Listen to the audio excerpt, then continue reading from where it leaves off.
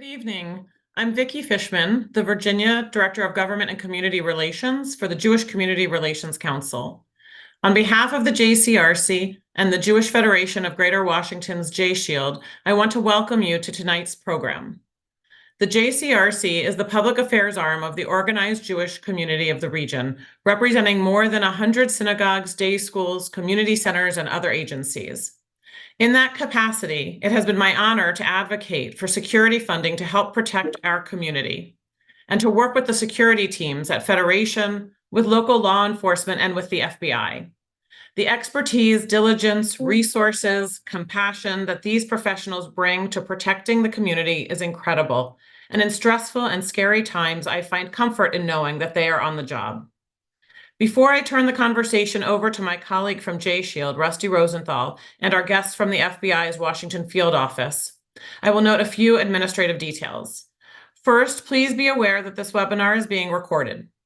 Closed captioning has been activated and is available for those who need or prefer it. And finally, if you have questions, please put them into the Q&A, and we will get to as many of them as we can at the end of the program. Rusty, over to you. Thanks, Vicki. I appreciate it, and thanks to everyone for being here this evening. We're really excited for this presentation. Again, thank you, Vicki and JCRC, for sponsoring this together with us and helping us put this together. I want to just give a quick plug for J-Shield. We are the security arm of the Jewish Federation of Greater Washington. We're a new entity trying to bring security in-house to our community, into the Federation, but to really be tailor-made to serve our community wherever it's needed. So I just encourage everybody to visit the Federation's website at shalomdc.org and check out the security tab to see the list of services that are free of charge for our community, including training, assessments. We do our incident reporting there, and anything else you may need for you or your organizations. Why am I? Sorry? Someone's unmuted. Also, we have a lot of people this evening. So as Vicki said, we're going to go ahead and get through the presentations. So please put any questions in the Q&A, not the chat. And then we'll take as many as we can, depending on time at the conclusion. I'm very excited for our presenters today. I spent 25 years in the FBI. My first office was the Washington Field Office. So I love having former colleagues here, and I know how great they are. And as Vicki said, it's nice to know that they're out there doing what they do, but also taking the time, especially after hours, to present to us and share some of their knowledge with us. Because as I like to say, when I do presentations, every time we do one of these things, it makes us all a little more security conscious, and it really uplifts the entire community as we create this culture of security. So without further ado, I want to introduce them. First, we have Michael Ficht. Michael is an intelligence analyst at FBI's Washington Field Office, where he focuses on foreign malign influence, particularly as it relates to Russia. Mike has been with the FBI since 2008 and developed significant experience working on a variety of investigations related to counterterrorism and counterintelligence threats. Mike, take it away. Thank you. Thank you very much, Rusty, and thank you, Vicki, for this opportunity. I just want to say thank you again for everybody who's attending this and listening to this briefing. I just wanted to real quick at the beginning note that, as Rusty noted, I'm an intelligence analyst here at the Washington Field Office. I've worked on a variety of matters over my 15 years, spending significant time working counterterrorism matters over several years in the DC area, and then more recently working counterintelligence, specifically Russia. However, a lot of the lessons learned I've experienced in that time working the Russian intelligence threat on the regards to foreign malign influence, I think apply to the broader issues that I think are coming up related to disinformation, misinformation, and especially in an election year where it's a regular topic of conversation.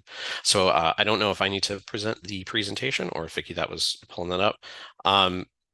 The real quick introduction thing I wanted to caveat at the very beginning is that the FBI is particularly thank you, Vicki.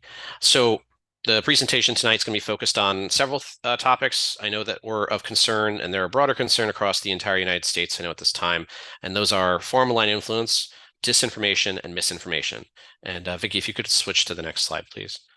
The first thing I want to note and emphasize in particular for the FBI is, and this is something from the FBI director all the way down, we like to emphasize, is that we are very much not interested in any way in infringing on people's First Amendment rights. People are entitled to say almost anything they want in America, and that's one of the beauties of this country. So when I'm talking about disinformation and misinformation, I don't want it to be construed as me or the FBI trying to convey any kind of opinions about what people are saying inside the United States. Anything that's posted, most things that are posted on social media are well outside the FBI's purview in terms of rights. Similar to the fact that anybody I'm talking about who's an American in the presentation, for the most part, they're entitled to make those statements, with a few exceptions where it's clear they're connected to some kind of actual criminal activity or illegal activity. Similarly, participation membership in said activities is not inherently illegal. However, there are certain circumstances where it can potentially fall into that realm, and that's where the FBI particularly gets involved. Can you switch to the next slide, please? So in order for us to kind of all be on the same page, I thought a good quick summary of like, what are we talking about when it comes to misinformation, disinformation, and malinformation, which is a newer definition we've heard about in the recent past. There's a lot of these words flying around on the news, social media, what have you, and I think a lot of times they get misconstrued. So there's three key terms here. And misinformation, as the definition notes, it's something that anybody does.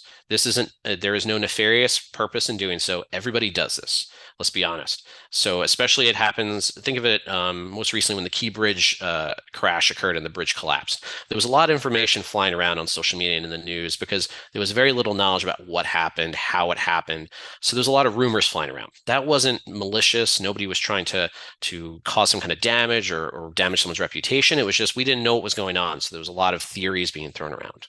Similarly, when there's natural disasters, a lot of times there's a lot of rumors flying around about what happened, where's a safe place to be, things like that. So think of misinformation as stuff like that. And then on the more less serious side, misinformation is also rumors, and you have entire media sources that promote information that they hear about in rumors from Hollywood, music industry, and in sports. I think myself to the fact that when I regularly check Instagram, I'm a baseball fan, and sometimes I see stories and claims about players being traded, and I'm very upset. And then I check another source, and I realized that was totally made up, and it was because someone just was making something up online. And there was no malicious intent in doing that. It's just there were rumors flying around because that's how sports work a lot of times. When we talk about disinformation, that's particularly where we have. Oh, sorry, could you go back? Sorry, thank you. Disinformation is the more of when someone's trying to maliciously harm, manipulate a person, a group, a country. And so that's where we have more of the concern. And there's one specific component of disinformation the FBI and the broader US government's worried about, and that's related to foreign actors doing that. And so the examples I highlight there are things like a foreign government trying to promote false information about, let's say, an ally such as Ukraine, and trying to promote a lot of fake information about them in social media so that it would garner opposition to our support for the country of Ukraine in their war against Russia. And this is the case for a lot of different countries in a lot of different instances. And then similarly, there was most recently an arrest of an individual who promoted deep fake audio calls trying to discourage people from voting in a primary in New Hampshire, where they were changing the date you were supposed to vote. And so that's actually a crime to try to tell people when not to vote or mislead them about voting days. So that's disinformation where there's actually a purpose of harming somebody. And then malinformation is a little bit more of a complicated one where, as it's noted there, it's based on fact, but essentially it's if someone were to manipulate videos or text so that it changes the context. So let's say you had a video of a conflict zone in, let's say, Ukraine, and it's showing some kind of circumstance where, there was a bombing or something like that. And on social media, someone actually takes that video and claims it occurred in an entirely different location, such as Chicago, and said, this is what Chicago's like. So that would actually be malinformation, whereas you're using a real video that's something that actually happened, but you're changing the context. You're completely misleading exactly what happened, so that it achieves an agenda that person has in terms of political or societal agenda, but it's not helpful at all. All right, go to the next slide. So this is just a quick quote, just highlighting the fact that foreign influence operations is primarily what the FBI is focused on when it comes to mis and disinformation. And that's because we are particularly concerned about efforts to, as the director noted several years ago, and this is something he regularly harps on in testimony before Congress, the fact that the purpose of disinformation by foreign actors, and then by that I mean foreign governments or foreign actors, it could be a terrorist group and such too. The purpose is to sow discord inside the United States. It's to undermine confidence in our institutions and values, and there's a lot of different ways they can do that. Can you next slide, please? And so real quick here, this is an emphasis on the fact that we have a lot of questions a lot of times, and this is regularly something, again, like mis and disinformation. You see a lot in the press, comments about what's foreign aligned influence, what's foreign influence. And as you can see on this, there's two very clear definitions. Foreign influence is something that every country does. So we do it, every other country in the world does it. And you'll see very innocuous forms of foreign influence. And it could be something as simple as the German embassy buying ads and putting them on the metro buses, talking about how great Germany is and how they're a great ally of the United States. And they could be doing it because the chancellor of Germany is coming to visit and they just want to promote Germany. Or it could be because there's legislation coming before Congress that would benefit Germany and they want to highlight how great Germany is as an ally. That's totally fine and very much legal and acceptable because it's overt. It's something where the foreign government is saying, hey, we're doing this and we're openly admitting the fact that we're supporting this initiative or what have you. And that's very much within the bounds of the law. What the FBI is worried about is when it comes to foreign malign influence. And there's a couple different ways we view foreign malign influence. And it's things that are subversive, undeclared, criminal, or coercive. And when we talk about that, as it notes there in particular, is that we're not basing our investigations on First Amendment. It's indicating that there's a foreign actor, and it could be, again, a country, terrorist group, or another actor that's based in a foreign country or tied to a foreign country, and they're trying to undermine in some capacity the U.S. government or U.S. policies, or to directly influence the U.S. government, U.S. population. There's a wide variety of examples of this going back for the past 10 years. Most recently, things such as efforts by the Russian government to sow discord on social media accounts such as Facebook, Twitter, TikTok, what have you, where they try to promote disinformation about U.S. policies, maybe to damage the reputation of a politician in the United States, or more broadly to damage U.S. policy. So Ukraine is the most popular recent example, but going back many years, they've regularly tried to undermine our capabilities in support for our allies in Europe, as well as our general policies in the United States, because in particular with Russia, one of their key goals is to just damage the U.S. credibility and also to cause instability inside the United States. So they try to look for any possible cracks in our discussions online and try to find ways to take advantage of that. Can you go next slide, please? So generally, there's a variety of goals of foreign malign influence, and this applies to all the different foreign actors we primarily worry about. And those are primarily, it's going to be Russia, the People's Republic of China, and Iran in particular. But there's a variety of other actors that all have their own purposes for doing foreign malign influence. It may be a country that honestly just doesn't like one specific piece of legislation coming before Congress, and they want to find a way to undermine it. So they may try to go and promote things on social media, trying to play up negative messaging about a congressman who promotes that legislation, or it may be as simple as trying to promote disinformation online about the facts around that legislation.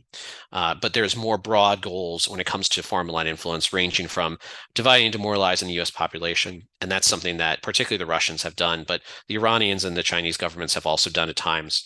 Obviously, all these countries have geopolitical objectives in mind, and the United States, some of these countries perceive as a threat. So they're going to look for any possible way to undermine us. And one of the key ways they do it is take advantage of the fact that we are a free and open society, and we have a lot of openness in our social media and media. So they look for ways to put in false information. A lot of times what they'll do is they'll try to identify ways that promote certain information that is 80 to 90% true, and they'll feed in a tiny bit of false information in there. So most of it's going to be accurate, but it's going to be, that little bit of false attitude to it that's going to lead to a lot of the discourse inside of our society. Similarly, one of the other key things is discrediting and undermining the U.S. government, and that's ranging from particularly looking for evidence and making allegations about corruption inside the U.S. government, or making allegations about people inside the U.S. society that are quote unquote corrupt. They also look for ways to distract us. So if the U.S. government is supporting an initiative that's damaging in these individuals' eyes or these countries' eyes to their society, they may look for ways to make us get distracted. So they may, again, target certain social issues and stuff because, again, they read the news just like us. They know what are the hot button topics, and they'll tie into those topics, and they'll look for ways to try to gain attention and gin those up as more controversial. And especially in election years, they look for opportunities to do this. And in the past 2 elections in particular, the Russian government has gained a lot of attention for the fact that they've done a lot of work on this on a variety of social media sites, but it's not just the Russians, it's a variety of other actors. Now, the problem with all of these initiatives is a lot of times it obviously feeds into the same streams that Americans look at, and Americans unknowingly a lot of times repost this stuff and look into it, and that's obviously the goal, is to get Americans to believe it and buy into it and promote it. Could you get the next slide, please? So it's just real quick to highlight a couple of recent examples and not so recent to show and highlight the fact that disinformation is not a new thing. The example on the right is actually a clip from a newspaper in India from the 1980s. And there is now a very well-known incident from the 1980s where the KGB actually promoted and seeded a disinformation narrative that the US government essentially created AIDS in order to target Africans. And so that was completely false. It was completely made up, but essentially the KGB was able to seed this information initially through a magazine or a newspaper in India, and eventually it made its way into a variety of news sources in Europe and eventually into the United States and into US society. So it was essentially like it was a very effective disinformation strategy because it made it all the way into the United States. And there's still people in the United States and there's still people in the world that believe this narrative that the US government created AIDS for various reasons. And the difference being that in the 1980s, obviously without social media, this took a lot longer to make its way around the world, but it did eventually make its way around the world. And this goes back to the fact that disinformation isn't new. It's just that with a lot more of our access to social media and news sites in real time, this kind of information can get out a lot faster. The two examples on the left are much more recent. There was an incident last year where a Twitter account posted a AI-derived image of what they claimed was a bomb at the Pentagon occurring. And for a brief moment, it actually really had a negative impact on the stock market for an hour or two because it was perceived as being real. It was posted by a verified Twitter account. And so there was actually some belief that this had happened. And it took a surprising amount of time, actually an hour or two, for it to be fully debunked, despite the fact that if CNN had all these news agencies have people literally at the Pentagon that could very quickly say, nope, there's no bomb here. It still gained a lot of attention. And it shows just how quickly and damaging disinformation can be on social media if it's promoted by the right person. And the bottom left image is actually essentially a recreation of the Washington Post website in China. So it's false. A lot of the information on that website in Chinese is false, but it's an example of how advanced some of the disinformation initiatives are by foreign government actors, because it looks almost exactly like the Washington Post website, just in Chinese. And so if they can recreate the websites and make it look like it's legitimate, they can put all types of information in them. And this is something that is continuing to be a problem, especially because if you are, they may use such websites and things like that to target, expat communities in the United States who may read Chinese, and they promote this, and those people read those websites and they think it's the legitimate Washington Post, and it takes some time to actually fully understand what's going on. Can you go next slide, please? So there's a couple different ways that we know at the FBI that foreign actors try to promote their malign influence activities. One of the key ones is state-sponsored media. So unsurprisingly, a lot of these countries have their own state-sponsored media. And when I say that, I'm talking about places like RT from Russia. Russia has a couple other ones, some of which are banned actually on a variety of US social media, but they find other ways in. China and Iran both have their own. Press TV is the Iranian one that's most well known. And there are also smaller countries that have their own state-sponsored media that find their ways in via YouTube and other avenues to promote disinformation into the US. There's also efforts that's not as much going to impact the average American for the most part, but there's overt and covert lobbying initiatives. And this means a lot of times is foreign governments will hire lobbyists just like the Americans, just like an American company can. However, sometimes foreign governments will hire these individuals under the table, or essentially they'll obfuscate who is hiring them, so that way the lobbyists don't know it's actually a foreign government. Because a lot of times, for example, if the Chinese government were to hire a US lobbyist to lobby on behalf of getting sanctions lifted on somebody, there's a very good chance no one's going to want to take their call from Congress. However, if China hires a cutout individual in a foreign country and then they hire this lobbyist, they're more likely to get access. So there's all different ways they can do that. And then we've already talked a little bit about the exploitation and manipulation of social media. That is something that all of these actors I highlighted do. And it's something that's very easy to do. You don't need a lot of money or time, honestly, to build up a bunch of trolls or bots online to target the US population. And that's something that we're just continuing to address and try to battle on a daily basis. And then finally, there's the more overt foreign malign influence activity, which is via official presences in the United States and other countries. So we have, we're in Washington, D.C. We have embassies from almost every country in the world, including Russia and China. And so as a result, you do have social media accounts tied to those embassies that do promote information at times that is false. The Russian embassy, especially since the war in Ukraine started, regularly puts out false information on their Twitter account and on their social media platforms, and they try to draw attention to it. The difference being that it's the Russian embassy, so it's a little bit harder for them to gain a lot of attention on those. Can you go to the next slide, please? So I know one of the questions raised was, how do we deal with this? Because on a daily basis, we're flooded with information coming from social media, the news, you're hearing it from other friends, maybe in school or at work. And so there's a couple different tips that the US government essentially, or via the DHS, and there's a handout I provided to the host about this. But essentially, there's a couple steps, and these are ones that admittedly I also am not always following. No person is, because it's impossible to be perfect on this. But the key ones are, especially on controversial or sensitive topics, things that are going to raise blood pressure or raise issues. So any kind of social issues that are controversial, or any kind of international topics that are particularly sensitive, there's a good chance that, there might be an effort by somebody or some organization or some government entity to promote disinformation about it. There you have agendas. So you have to know that when you read this information sometimes. If you're scrolling through Instagram or TikTok or what have you, and you see stories that are particularly inflammatory, they're making very inflammatory commentary that makes you angry or upset, take a second and think about it, because question the sourcing. Where is that information actually coming from? A lot of times there's going to be a link, or there's going to be a photo, and there's going to be an allegation. And you have to be like, okay, well, what exactly does that mean? Why is that person saying that? Is there a source behind it? Is it because my aunt read that somewhere and she reposted the link, and she found the link from a friend of hers, et cetera, et cetera, et cetera? Or is it from a legitimate news source, or from an actual person filming a video in front of a camera at the location of the incident? So you have to question the sourcing. You can ask questions, investigate the issues. It's okay to ask questions, even if it is a legitimate news source, even if it is something that you view as legitimate, such as the Washington Post or the AP or what have you, and you're still skeptical, look for a second source. Because if it's a big deal, if it's a controversial topic and there's a lot of attention on it, there's a good chance there's a second source on it. The second source probably isn't the best one if it's coming from another person on Twitter reposting the account, or from TikTok, another person posting a video saying they read the same thing. And then in addition to that, think about what you repost or what you're linking to when you post on social media, because the reason you saw it is a good chance is that because one of your friends posted it, or one of your associates or family members did.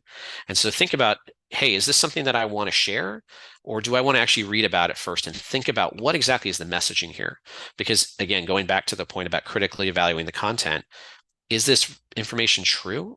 Do I really need to post this right now? Let me take a moment and think about it, because a lot of times it may not be true. And even if it is true, maybe some of the information in it has been manipulated slightly. Because as I noted earlier, some of these foreign actors, a lot of times, most of the information they may post in a story is true, but they'll pick a tiny bit of it that is not, and they'll kind of just lean into that, and that'll be the piece that gets all the attention.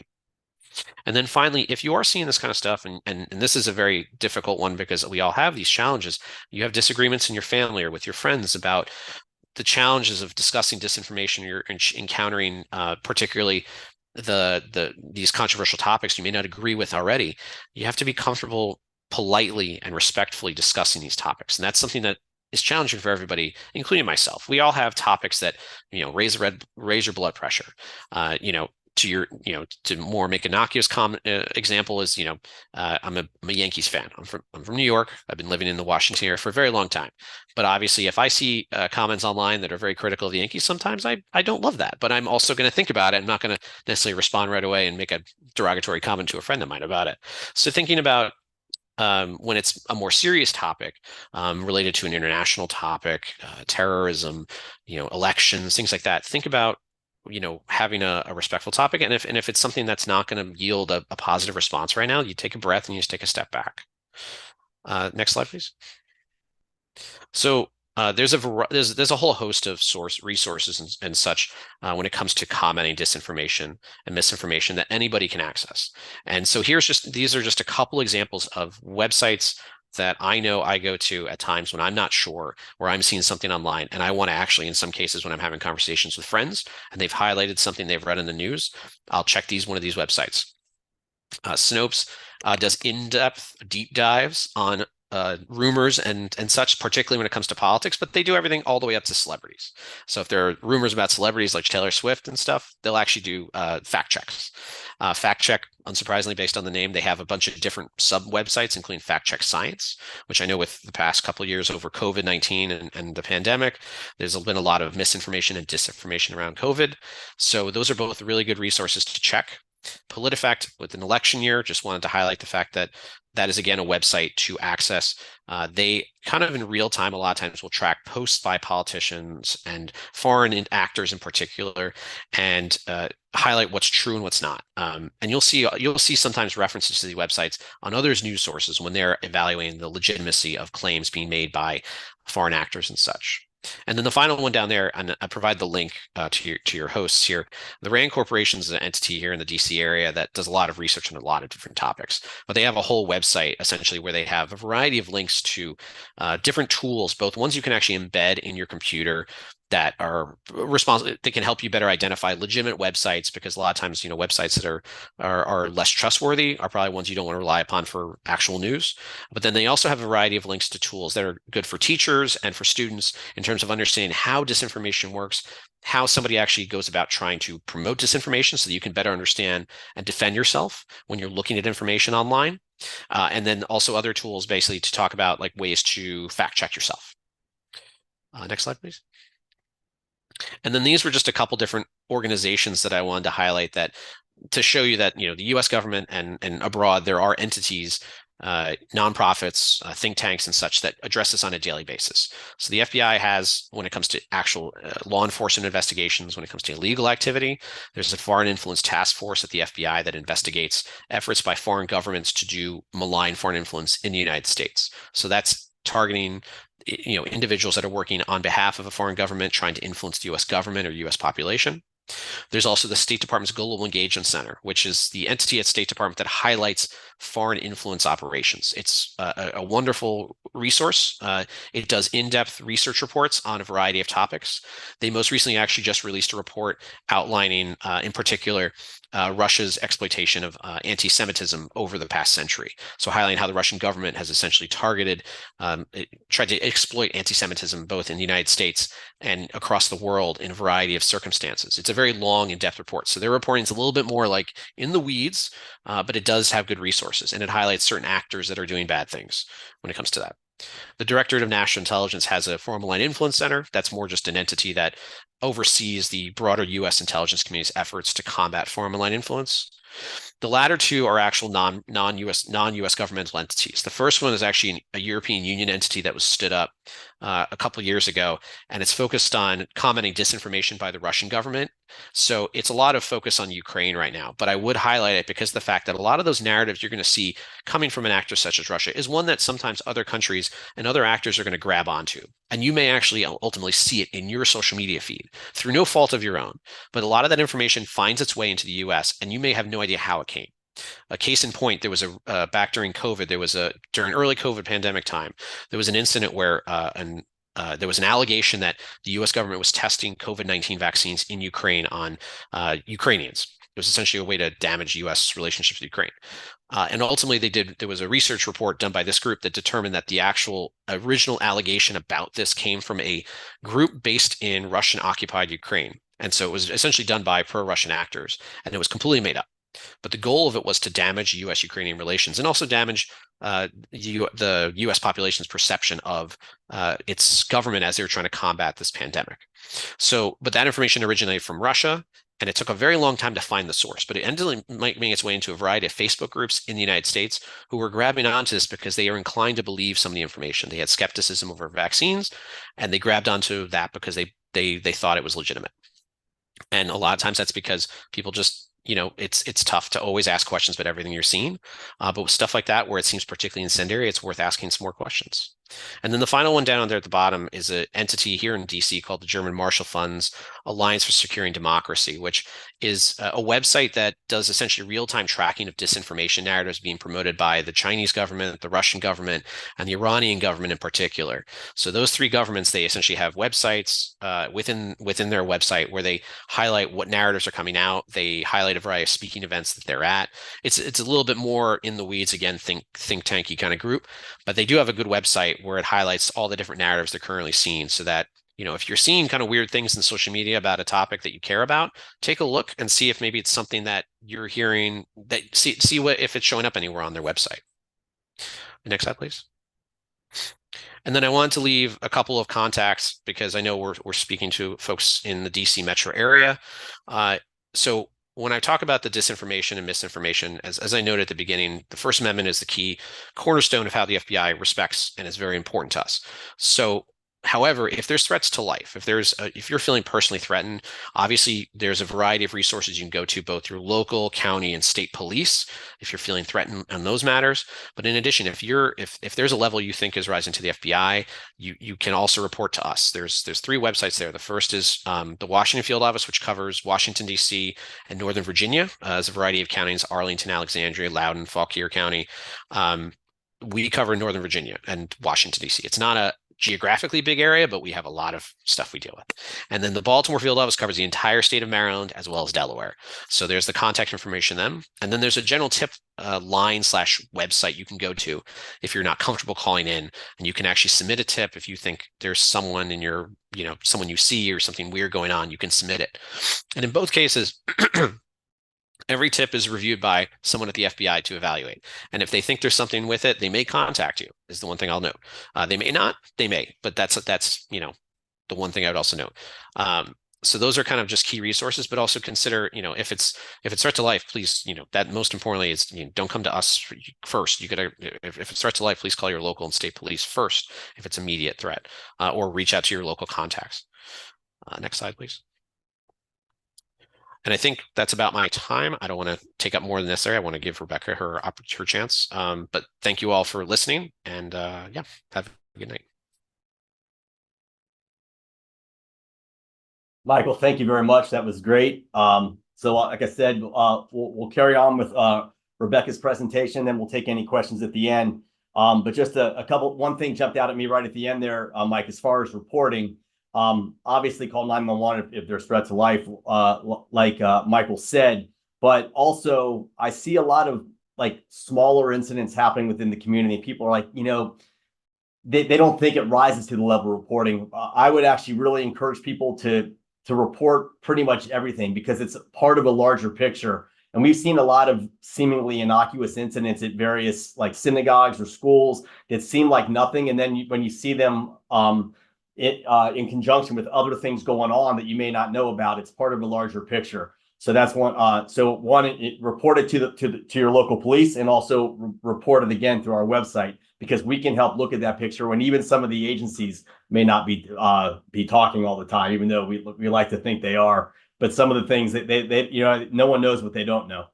All right, so moving on. Again, thank you, Michael. That was great. So community outreach specialist Rebecca Ravitz joined the FBI in 2017, originally as a summer honors intern with the FBI Crisis Negotiation Unit. At the conclusion of the summer internship, she transferred to the Seattle field office and interned on the white collar and healthcare fraud squad. And in 2018, she was hired as a community outreach specialist full-time in the FBI's Washington field office here with us. She's a proud graduate of Seattle University with a BA in criminal justice. Rebecca, thank you. Thanks, Rusty. And thank you, Vicki, for putting this together tonight so Mike and I can share information to your community. So I'm going to go over the topic of doxing. I'm just going to kind of jump right in. We're going to explain what doxing is, and then I'm going to tell you guys some resources. Now, when I tell you about the resources, I'm going to repeat this multiple times. The FBI is not endorsing any of the resources I discuss. These are resources that FBI employees have used and found very successful. So when I tell you about these resources, it's mainly coming from, me personally, Rebecca Ravitz, not FBI COS Rebecca Ravitz.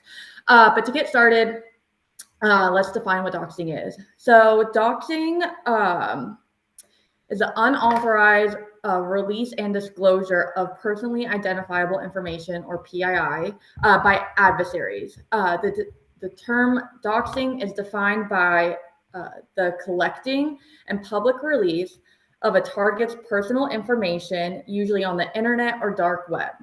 Personal information can encompass your full name, your date of birth, your social security number, your home, work address, or even unauthorized disclosure of photographs.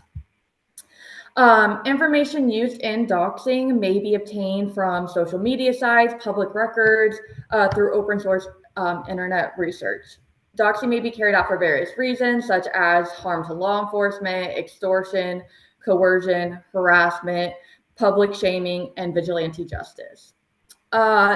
Since a lot of this information can be gathered through open source websites and information, the act of doxing is not a federal crime. So there is no federal statute for us to prosecute doxing. Now, let's say you as an individual are doxed and it leads to swatting, then swatting would be the crime that we can move forward prosecuting, but we cannot, as the FBI, prosecute, make arrest, investigate doxing, the act of doxing. So therefore, because we cannot prosecute doxing, once again, and I'm going to repeat this multiple times, these resources that I'm about to provide to you are not endorsed whatsoever by the FBI. These are resources that us as FBI employees have used and we have just found successful. So if you do find yourself a victim of doxing, there is a website called Delete Me. So that is D as in Delta, ELETEME, Delete Me, which is a subscription-based product where you can subscribe and it will go through and it will help in deleting your digital footprint. So it will pull your information down on websites, hide your information on places that you do not want it to be found. So it just really helps in clearing your digital footprint. A lot of the employees that have used this resource have noticed that they get, let's say, like less junk email or less subscriptions that they didn't sign up for, so on and so forth. So once again, that is Delete Me. We as the FBI are not endorsing Delete Me. We as individuals have found that it's just a useful resource. So you can go onto Google, just Google Delete Me, and it'll pop up, and there's different subscription based off of what you need or what you're looking for. So that is a resource. If you feel that you have a large data footprint, you're worried of your information being pulled and put in a place where you do not want it to be.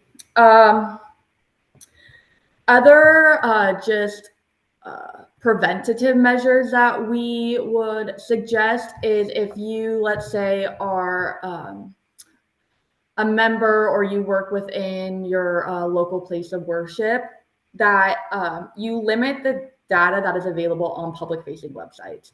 So for instance, if I wanted to limit that, then I could put, Rebecca Ravitz is a community outreach specialist at the FBI Washington field office, but maybe leave off my telephone number or my email.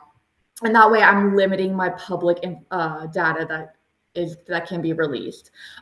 Same goes for social media. So be careful what you're posting on social media. I think we hear this time and time again, but whatever you post is then available to the public. And if you delete it, it's not really gone forever. So just be mindful about what you're posting. Additionally, you can go on to, if you are a victim or you feel like you are a victim of doxing, you can go on to Google and request that your information be taken down from a website if Google is showing the URL. And that's just a simple like Google search, like how to remove doxing information from Google. And Google, I think called Google Help Me, will give you instructions on how to put that request in, and it has to reach a certain standard, but it will tell you what those standards are, and then it will go through the process, and if you reach those standards, it will delete the information. If it does not, then it will tell you why, but if you feel that that is maybe not the correct decision by Google, they put in there as well, like continue to collect this information, always resubmit a request as you feel needed. Additionally, if you have been a victim of doxing and let's say you are concerned about being a swatting victim, you can also put in a request through Google to have your house be taken down from Google Street. So once again, that's just another simple Google search on how to have your home address removed from Google Street View.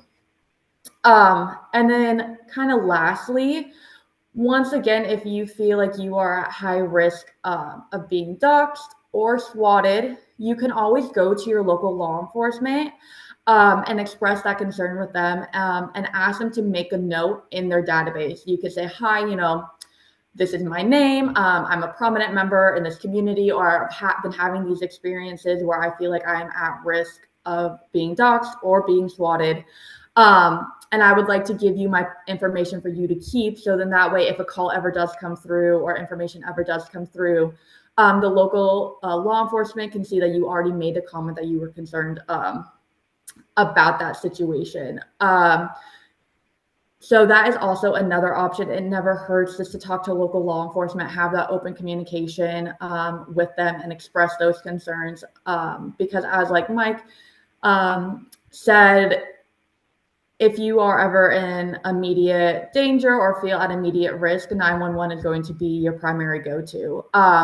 So once again, those are just some quick tips and resources if you have been a victim of doxing or you feel you are at risk of being a victim of doxing. And I'm just going to say it one last time for good measure. None of these resources are endorsed by the FBI. These are just resources that FBI individuals have used and found useful. So thank you for your time.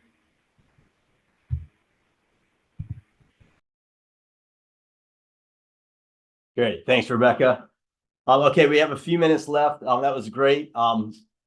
Very interesting. And I don't know if anyone's experienced it, but it is painful. I had a brief stint, by the way, at ADL when I left the FBI, before I came here to Jewish Federation of Greater Washington.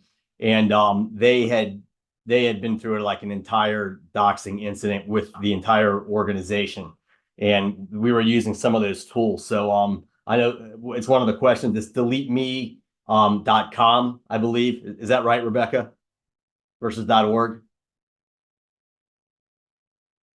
I don't know. Anyway, you can Google it.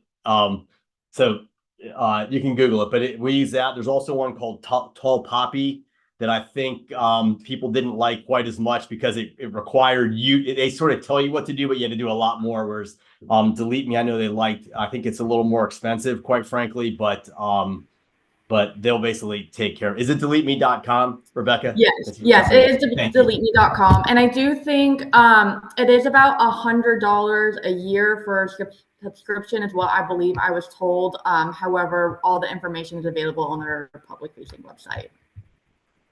Great, thanks. All right, so that was one of the questions, but just to mention that. Okay, so I'll throw this one to you guys because you just so please define doxing and swatting. You want to take it, Rebecca?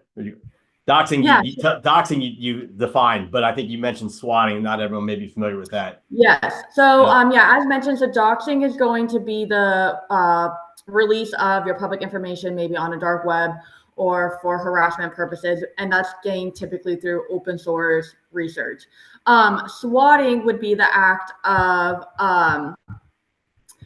it's like a criminal harassment of sending like an emergency service, such as a hoax, to maybe your residence or your place of work, and that can typically be a bomb threat, or it can be a hostage situation or active shooter. So it's an act of creating a hoax emergency call to a specific area where there's no emergency, but the tactic is to really raise concern and make citizens scared and really just cause chaos.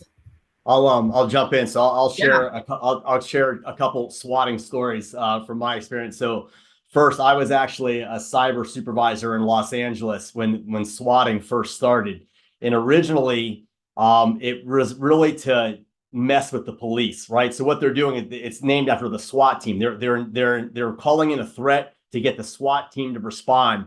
And the reason I mentioned it was out in LA because what they would do is they would spoof celebrities' phone numbers and make these calls that looked like they were coming from, like I'm trying to think of a specific one, like the model, and I'm drawing a blank, so I'm going to move on from it. But anyway, like it happened to the Kardashians. So they'll make a call and say, there's someone in my house, they have a gun. It's the middle of the night, and then the police go rushing out, right? The SWAT team responds to their house, and it can be very dangerous because they don't know it's fake. So they've gone, and people have been hurt, and they've caught on. It's evolved over the years. Nowadays, what we're experiencing, especially in our community, right, is these, like Rebecca said, these hoax bomb threats, whether via email or calls. Sometimes they'll call the facility itself and say there's a bomb in your building, or sometimes they'll call 911, but because 911, you can't use mass phone numbers, they usually go through like the non-emergency number. But by the way, all these things are indications that it is a hoax. So there's really some better guidance now. And we can offer training on that, by the way. There's another guy in the FBI who was originally a bomb tech, Brian LeBlanc, who's been doing really great presentations, and the guidance has really changed. That you do not have to run out of your building every time this happens now. It's worth it to take a pause, really think about it, look at the indicators. We actually had a few just a couple weeks ago that I messaged out because the exact same identical email went to 2 different facilities. And usually it's going to a bunch, but that's usually like a telltale sign that it's not legitimate. So again, you still want to call the police, you still want to report it, but it doesn't mean you have to go, running out crazy. It's worth it to take a pause and take a breath, in a more deliberate response and thought after response. So the other swatting story I'll tell you, just because it's relevant for our community, I was actually the FBI's attaché in Tel Aviv, Israel, a few years ago. It was 2016 or 17, because the election had just happened, when the swatting incidents were happening all across the entire country, and it was happening to Jewish preschools. Primarily, schools are being evacuated on almost a daily basis. I know that from the FBI standpoint, we had at least one investigation in every one of our 56 field offices. And Donald Trump had just been elected, and everyone was, anti-Semitism's on the rise, and everything was going crazy. Well, it turned out actually it was an Israeli, I think a dual citizen, down in the south of Israel. He was a little bit crazy, but we actually helped them identify him. We were able to help share pretty sensitive technology with the Israeli police so that we could basically drive around where this guy was online and we could identify him. They were able to make an arrest. So those are my swatting stories. So if anybody wants to talk more about that, again, you can reach out to us through our website. Okay, sorry. So I'm going to go back through. Rebecca, if does Delete Me cover social media also, or just Google searches? Yeah, unfortunately, I don't know the answer to that. I'm not super well versed in Delete Me, but once again, I did look at their website, and it has an abundant amount of information on there. So if you have the time to look at it, it will go over what they cover and how they cover it, and how they go through the deletion process, and how they find their information and delete it without keeping it themselves. So I would recommend just taking a look at the website. Yeah, this one I'll throw back to Mike, although it's a tough one. It's regarding, do you have any suggestions for how to address your colleagues or social media friends reposting of disinformation or misinformation, like reposting, memes and the like? That's a really tough question to answer. And before I answer it, actually, I just want to note, Rebecca made a really good point in her presentation, and I forgot to mention it, which is the caveat that all the links I provide are that's not the FBI endorsing them. That's me saying these are good resources. So I'll just emphasize that, like Rebecca did. To the question that was asked about addressing that, I think it goes back to that last point I had in that one slide, noting the fact that thoughtfulness and knowing who your audience is, because I would admit that everybody's different and everybody reacts differently to being criticized or being questioned with what they're posting. Some people get very upset and can be very defensive. Other people are more open-minded. So I think some of it depends on who you're talking to, and use your best judgment on that. And that's just my personal recommendation based on my experience. I've had to have, I think like many of us have had to have those uncomfortable conversations probably with family and friends at times about, hey, that thing you posted, even if it doesn't offend you or it's not offensive, it's false, and you get worried about what that's going to do, because that person either has a large following, or maybe there's someone of influence in the community, and you don't want that information to be getting credibility. So it comes down to, I think, to some extent, what is your level of comfort talking to that person, knowing who they are and knowing how they may react to criticism, and adjusting as such. It may require being a little more blunt sometimes, maybe sometimes going and finding those resources that can dispute the post and say, hey, I know you posted this this post. Here's the truth, though. There's these 3 other places that say that didn't happen, and I think it might be a good idea for you to take it down. But again, I think to some extent it's very much a case by case basis, even with an individual. I've had to have those awkward conversations at times with family and friends, and some of them it's more blunt of, hey, that's not a really good idea to post, and they do it and they take it down. But other ones, you have to go to them with facts and evidence to actually convince them that what they're looking at is false, especially if they're susceptible to believing certain information because of their beliefs and personality. They may be inclined to believe certain information, even though you may look at it and go, of course that's fake. They may not want to believe that. And so that requires a certain level of understanding and thoughtfulness. And I wrote that sometimes down as you were speaking, Michael. Confirmation bias, right? Because people are they like some of these things. They don't really care. They don't want to look any further. No. They don't want something's true or not, because it's confirming their own narrative and how Exactly. they see things. But I also wanted to chime in just on that note, as far as is like, to me, it's all about situational awareness and having these types of discussions, putting on these types of training. So again, that's why I want to thank everyone for being here, because and it's like raising the awareness, let people know that, this is at least going on, because they may not, right? I mean, this may be the first time some of you are hearing about some of these things. So at least, at least that way you can talk about it in a more benign thing, instead of, directly accusing them or, alleging that something they're putting up is false.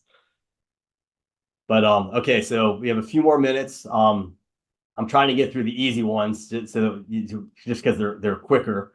If PII is actually on the dark web, if you are advised, like by one of these subscription services, is that something that can be checked and confirmed? Can you? And can you? So there's 2 questions. One is, can you confirm it? If they found it, I would say that's a pretty good confirmation. That's what you're paying for. I don't know if you're asking how to go out and search the dark web. You guys want to address either of those things? I don't even. Yeah, so I would say as well, if one of the subscriptions are finding that your information is on the dark web, that's a pretty trustworthy source that it could potentially be there. As far as, is that something that can be checked? If you are worried that you are a victim of your information being leaked on the dark web, always report to the FBI. I would default to over-reporting than under-reporting. So that's not to say that like we can, jump into the dark web and do a personal search, but that's it can go through, and it could go through the proper channels. And that can be looked at. So I would say, as always, if you feel like your information, if you suspect that you have been a victim of your information being leaked on the dark web, please report it to the FBI. You can call your local field office, or go to the TIPS website and submit a tip there. Yeah, and again, part of the service that these services are providing is they will to some extent scrub your profile online, but they can only do so much. And as Rebecca mentioned in the presentation, once it's out there, it's out there. Because this is another question: is what can you do to protect it? But the protection has to happen on the front end. I mean, it's really try to limit your presence out there, because once it's out there, it's never truly gone. Is it fair enough? Yes. I mean, also just basic, as you would think, it's like basic safety. So strong passwords, 2-factor authentication, making sure you're not,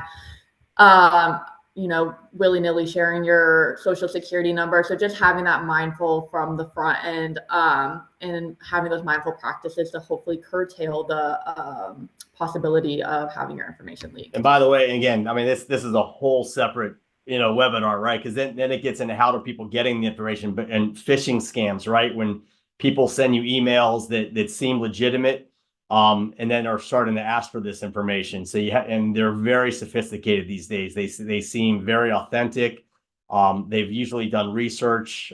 You know, they may already know some things about you because of what's already out there, maybe on your own social media. So they tailor these things to make them seem authentic. And then they start asking you for additional information. Then they can use that information to make something else that seems even more authentic, and they can get more and more. So the really like this, the cyber awareness and security and sanitation really has to happen up front, because it's very difficult to recover once it's out there.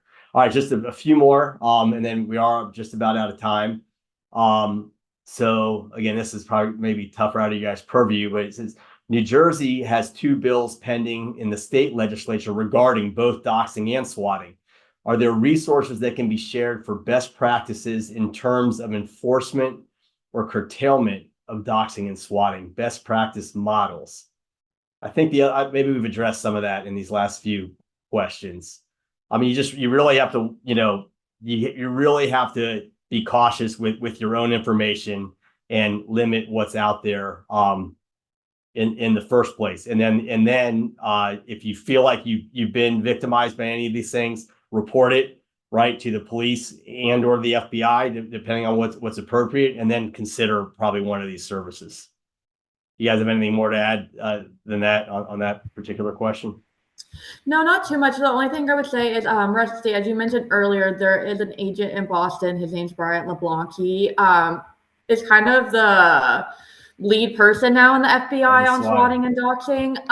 And he in the past has done presentations over Eventbrite, which he kind of dives deeper into these topics. I will find out from him if he's continuing to do those or if he has any upcoming. And Rusty and Vicky, I will definitely share that information with you if he does have upcoming webinars for you to also share with your community members, because he is phenomenal at this topic. Yeah, he is. It's great. Yeah. Okay, sorry, I'm just deleting these as I read them. Okay, this is our last one, and we're right on time, so then we'll say goodnight. So I want to thank you guys again. They want to hear more. So this may be out of your. I was hoping you were going to give examples of the war in Israel. What is fact and what is fake news? The number of citizens killed in Gaza. So I'll try and address it, and you guys can jump in. So one thing on the numbers, right? So everything I read, they usually say this is put out by the Gazan Health Ministry, which is controlled by Hamas. And everybody knows that, so you have to just take that for what it's worth. But I think it's more generally, just as Mike was alluding to in the presentation, you just have to check multiple sources, I think, and really, you know, unfortunately, I almost do like a mini investigation every time you see and hear something. But I think it's safe to assume that there's definitely been disinformation, promulgated based on this. I mean, it's sort of standard ops now for most actors. Mike mentioned some really good resources. And again, we'll push them out afterwards to the registrants. But Snopes is a very good one for checking facts, fact check, and then the RAND Corps. And I was going to share one, and this is just news. This is just a reporter that got fed up with the bias in the media in general. It's called Tangle, and he puts out a daily newsletter for free, and then you can also subscribe. But his whole thing is like just trying to stick to the facts. And what he'll do is he'll say, here's what the right's saying about any given issue. Here's what the left is saying about any given issue. Here's my opinion. It's just my opinion. You know, don't cancel me for it. And he's just very down the line. And I actually discovered this newsletter is what it really is, but it's called Tangle. When the war started, a friend of mine told me about it. And he's just a very sober assessment of things that are going on. So it's just another resource to throw out there. With that, I want to thank everyone, Rebecca and Mike, our participants for coming. Rebecca and Mike for presenting. You guys were great. It was really good information. Vicky and Rachel and I had heard some of this at an interfaith security summit that the Washington field office had put on, which is what was sort of the impetus for this. So I hope everyone found it beneficial. Again, Vicky, I don't know if you're going to jump back on, and I see Rachel's on, but thank you to JCRC for putting this together with us. It was very informative.